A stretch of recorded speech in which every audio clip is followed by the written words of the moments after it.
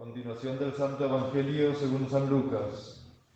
En aquel tiempo, al llegar Jesús cerca de Jerusalén, mirando a la ciudad, lloró sobre ella, diciendo: si conocieses también tú, por lo menos en este día, que se te ha dado para tu paz.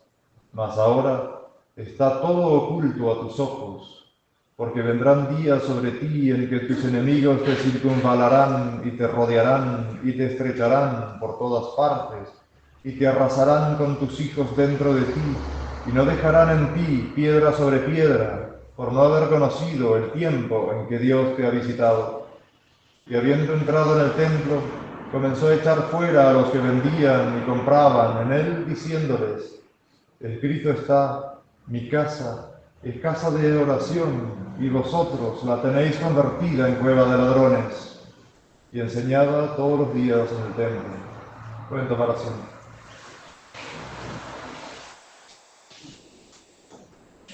La epístola está tomada del apóstol San Pablo a los Corintios. Hermanos, no deseéis cosas malas como las desearon los hebreos en el desierto, ni adoréis a los ídolos como algunos de ellos, según está escrito: sentóse el pueblo a comer y a beber, y luego se levantaron a retozar. Ni forniquemos como algunos de ellos fornicaron y murieron 23.000 en un día. Ni tentemos a Cristo, como hicieron algunos de ellos, y perecieron mordidos de las serpientes. Ni murmuréis como algunos de ellos murmuraron y fueron muertos por el ángel exterminador. Todas estas cosas que les acontecían eran figuras de lo venidero y están escritas para escarmiento de nosotros, que hemos venido al fin de los siglos. Y así, el que piensa estar firme, cuide, no caiga. Que no os vengan sino tentaciones humanas, fácilmente superables, pero fiel es Dios, que no permitirá que seáis tentados sobre vuestras fuerzas. Antes, hará que saquéis provecho de la misma tentación, para que podáis perseverar en el bien. En nombre del Padre, del Hijo y del Espíritu Santo. Amén. Dios te salve María, llena eres de gracia, el Señor es contigo. Bendita tú eres entre todas las mujeres, y bendito es el fruto de tu vientre, Jesús.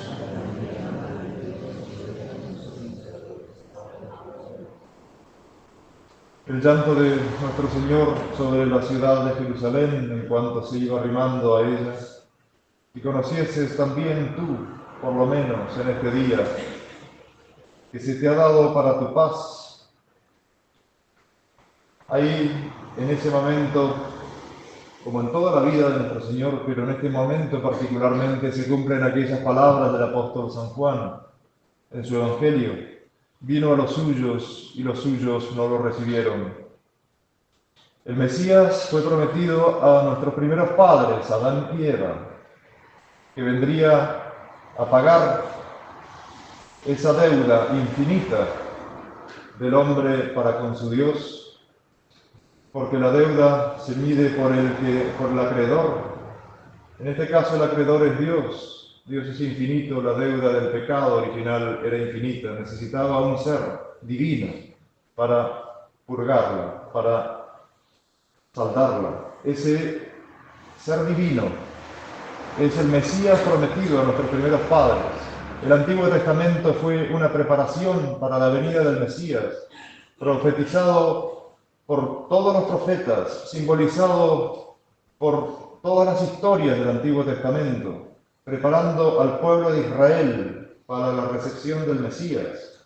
Sin embargo, tantos siglos, milenios podríamos decir, de preparación, cuando vino y estuvo patente ante los ojos de los judíos, no lo reconocieron.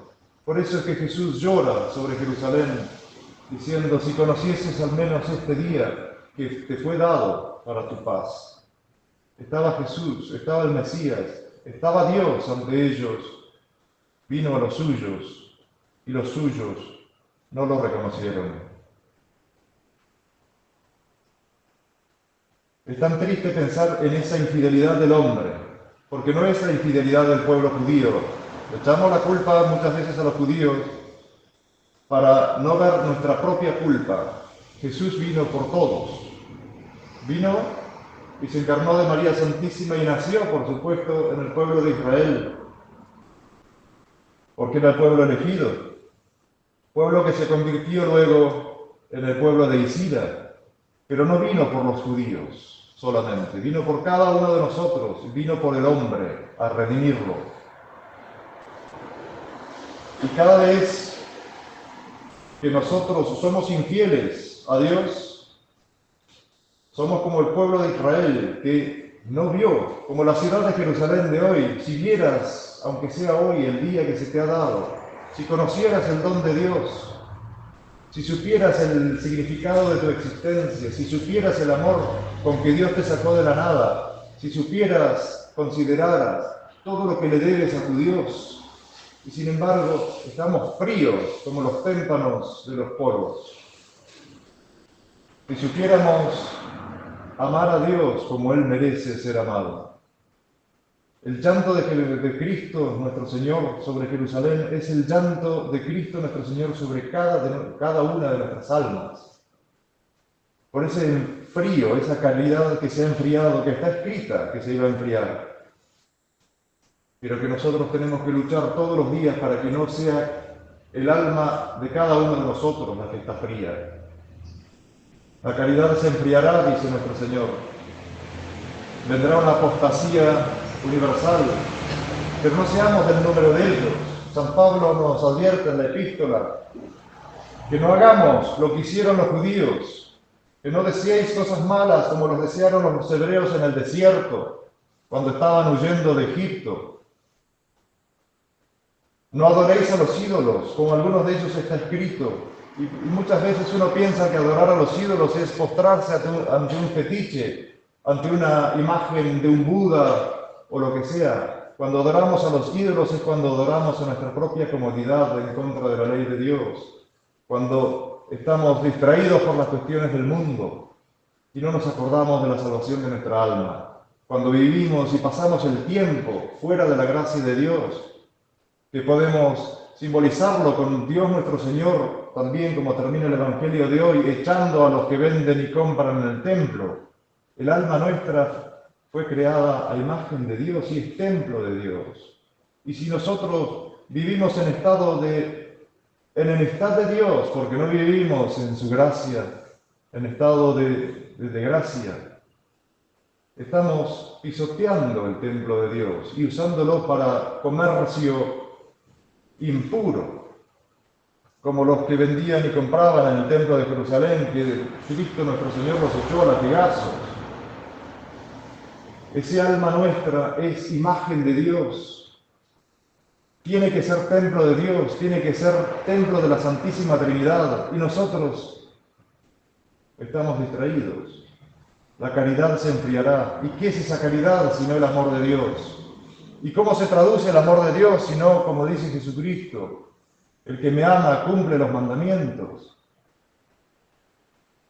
Que son los mandamientos de la ley de Dios y son los mandamientos de la Iglesia, los preceptos de la Iglesia, por Él fundada, por Dios mismo fundada.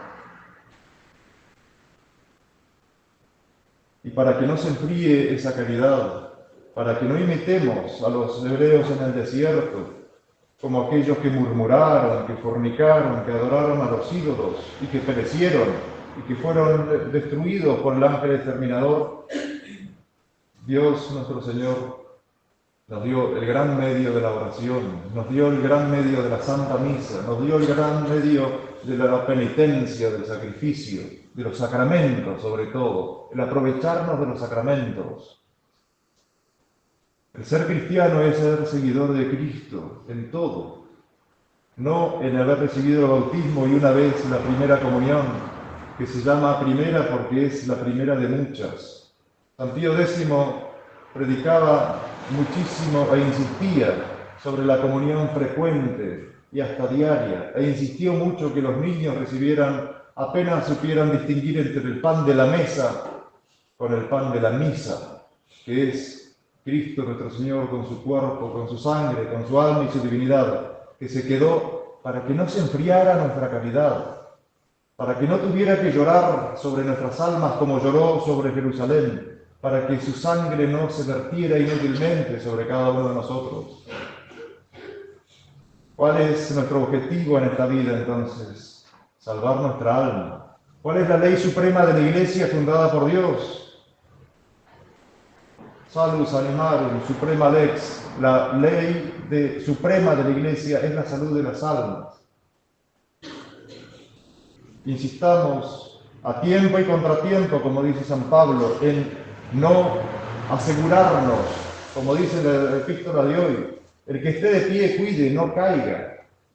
Muchas veces nos aseguramos en nuestra propia debilidad y pensamos que ya estoy haciendo lo suficiente para ser un buen cristiano. Nunca es suficiente. Siempre se puede más, porque el que se estanca retrocede. Es como la subida a un cerro. Quien no avanza, no sube. Y para ir al cielo hay que avanzar continuamente. Nunca debemos decir, ya estoy bien. Es suficiente con lo que estoy haciendo. No. Dios nos amó sin medida, por lo tanto, no podemos poner medida a nuestro amor de Dios. ¿Y cómo ponemos ese amor de Dios en práctica? Cumpliendo los mandamientos, rezando, recibiendo los sacramentos, viviendo en estado de gracia, tan importante. Cuando estamos en estado de gracia, Dios habita en nuestra alma. Dios Padre, Dios Hijo y Dios Espíritu Santo. Y donde está Dios, está el cielo. Donde está Dios, está su Madre. Donde está Dios, están los santos, los ángeles. ¿Qué más podemos desear que vivir en estado de gracia? Es por eso que la lucha del cristiano sobre la tierra es en contra del pecado, que es lo que nos quita esa gracia. Debemos estar firmes entonces y, como dice San Pablo, aquel que piense estar de pie, es decir, piense que está haciendo las cosas bien, ojo, porque somos hechos de carne frágil, y la carne cae. Entonces, San Agustín, precisamente comentando en el día de hoy, en el breviario, comentando una parte del Cantar de los Cantares, dice: negra soy, pero morena soy, pero hermosa. Dice en un momento la mujer del Cantar de los Cantares, y él lo aplica a la Iglesia, al alma. Morena soy de nacimiento, por la naturaleza, pero hermosa por la gracia, morena por el pecado del nacimiento, de que hemos nacido con el pecado original, inclinados al mal, pero hermosa porque la gracia de Dios me hermoseó. Cultivemos esa gracia de Dios en nuestras almas, seamos cristianos pero no de nombre, seamos buenos cristianos. Aprovechémonos de los medios para no caer, como dice San Pablo. ¿Y cuáles son esos medios? Insisto, la oración. La oración a la mañana, la oración a la noche, la oración al mediodía, antes de comer, antes de trabajar, antes de estudiar. Orar siempre, decía San Pablo. ¿Y cómo se puede hacer eso? Haciendo todas las cosas en la presencia de Dios. Aún las cosas cotidianas. Como decía Santa Teresa, Dios aún está en los pucheros. Cuando estemos cocinando, cuando estemos lavando los platos, lo hacemos en la presencia de Dios y se convierte eso en oración. Ya sea bebáis, ya comáis, dice San Pablo. Aún eso. Que estemos de pie no significa que no podamos caer. Entonces sirvamos a Dios como hijos filiales, temamos a Dios con ese temor filial de temer ofenderle, temer que Él esté a disgusto en nuestras almas o que se vaya por el pecado. Lejos de nosotros serles infieles y avivemos la caridad, que es el amor de Dios y amor del prójimo como nosotros mismos por amor de Dios. Pidamos a la Santísima Virgen, Madre del Amor Hermoso, que plante y haga crecer en nosotros, en nuestra alma, en nuestros corazones, ese amor hermoso que es su divino Hijo Jesucristo. En nombre del Padre, del Hijo y del Espíritu Santo.